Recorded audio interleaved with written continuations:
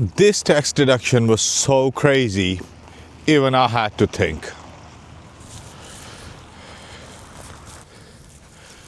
As an accountant, I have seen some wild tax deductions or ideas, but this one definitely takes the cake. A prospect once called and asked if they could write off their dog's food. At first I thought, no way.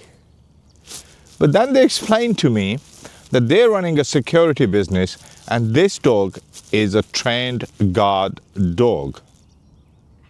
This changed the game entirely.